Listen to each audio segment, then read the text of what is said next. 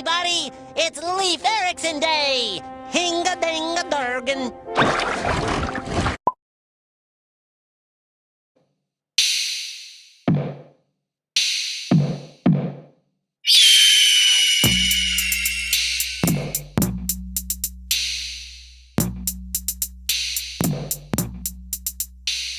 What's going on, Falcons fans? Logan here. Welcome back to Rise Up Rundown, and if you're new here, welcome. It might not be the offseason for some NFL teams, but it is for the Atlanta Falcons, and I'm already expecting a lot of big things to happen. However, if I were to work for the Atlanta Falcons and I needed to build a win-now roster heading into 2020, these are the players I would keep and release on the Atlanta Falcons roster right now.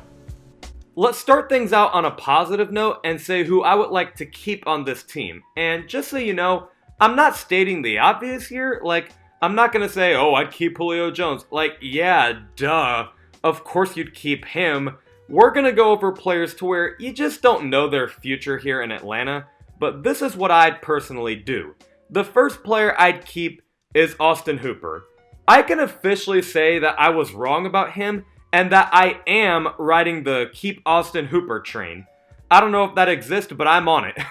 I used to think he was just an average tight end, you don't know what to make of him, but he seemingly gets better every year, and in 2019, he became one of Matt Ryan's favorite targets, catching 75 passes for 787 yards and 6 touchdowns.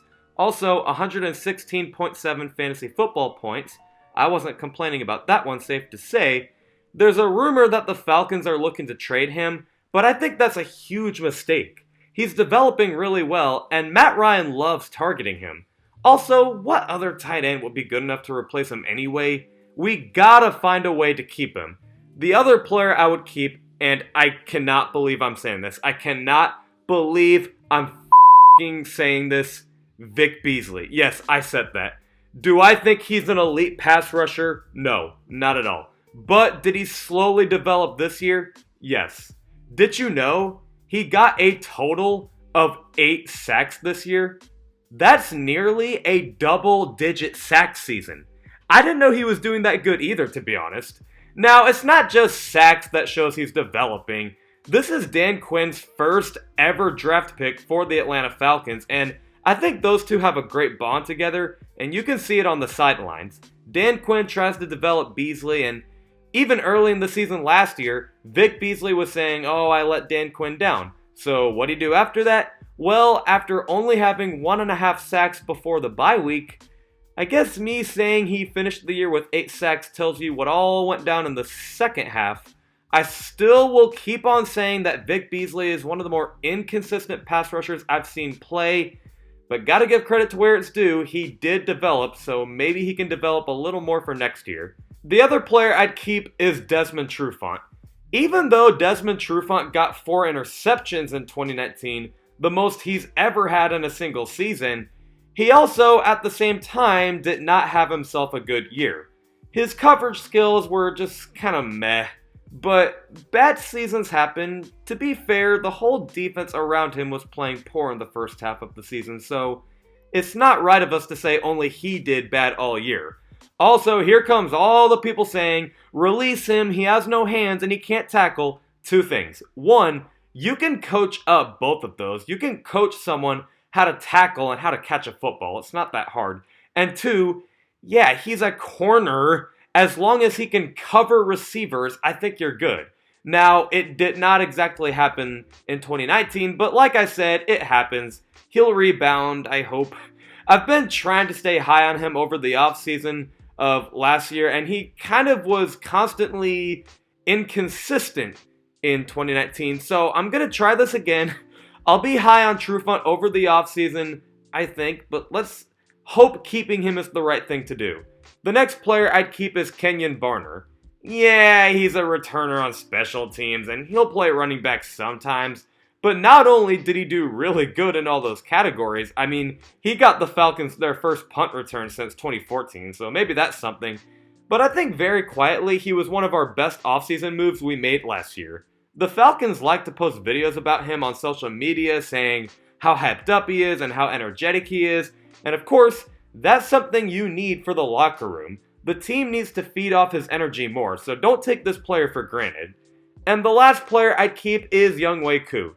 The first-year kicker in Atlanta is slowly becoming the highlight of the Falcons roster. He very quietly is getting a lot of attention from social media, saying how many onside kicks he recovered, how many times he tackled a kick returner. It's really crazy. It shows he's not afraid of anything. And he's a kicker. A freaking kicker. The dude is developing, and it'd be crazy to release him right away. I mean, he never even got to play a full season with the Falcons yet. Don't give up on him. But now it's time for the not so positive news and who I would release on the Falcons in 2020. Starting with Devonta Freeman, not going to spend a lot of time on this one because I think every Falcons fan has expressed their feelings towards this guy. Look, Freeman's a great guy, and he still shows some of that 2015 Devonta Freeman, but he needs to go elsewhere, man. We not only need to develop other running backs, but he just isn't making any noise with us anymore. Moving on. The other player I'd release is Takk McKinley. I'm officially out on this guy. I used to be so high on him and thought he had lots of potential, but not only is he inconsistent on the field, but also he's a bad influence in the locker room and on social media as well. I'm not going to keep someone that likes videos of his own teammate getting roasted and tweeting that our defense is just as bad as UGA's.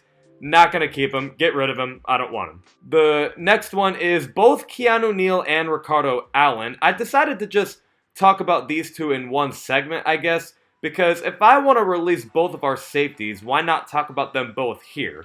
It's simple. Keanu Neal can't stay healthy, and he honestly isn't even all that good in coverage either. And yeah, I know he's used like Cam Chancellor or something like that, but I just don't know if having someone like that will bring you any success on the defense. Not anymore, at least. And Ricardo Allen, I always believed was a little overrated, to be honest. He's not a bad player. I just don't think he's as good as everyone makes him out to be. To me, he kind of lets up big plays a lot. His coverage skills are fine. But when it comes to actually, like, swatting the ball down or intercepting it, he just doesn't get the job done. He lets up big plays sometimes. Will the Falcons release these two? No. But I'd put it into consideration. And the last player I'd release is Devonta Campbell. He did get a little better towards the end of the season, but I'd still release him. Falcons fans every single year always say, Devonta Campbell isn't the best, but he's fine. Every year. They say that every year. And it almost gets worse every year. Like, one year they'll say he's fine. Then after that, they'll say he's okay. Then after that, they'll say he's average. Like, what's it going to be? Plus, I want to develop Foye Oluokun a little more. I think he's got potential, so we do got to release Devonta Campbell. And then some other notable names I'd release, but I don't want to spend time talking about them because I think every Falcons fan can agree that they need to be released. Jack Crawford, Alan Bailey, Jamin Brown, James Carpenter, Justin Hardy, Matt Schaub, and Brian Hill. Maybe Falcons fans would want to hear me discuss why I want to release Brian Hill, but it's Brian Hill. Like, he's Brian Hill. Are you telling me on 3rd and goal at the 1 yard line and you have to score, you're going to rely on Brian Hill to score for you? Like, come on. But that's all I got. Hope you guys agree with all of my takes. Let me know what you guys think in the comment section below, and I will see you guys this Tuesday with a video at 11 o'clock a.m. Eastern. As always, rise up.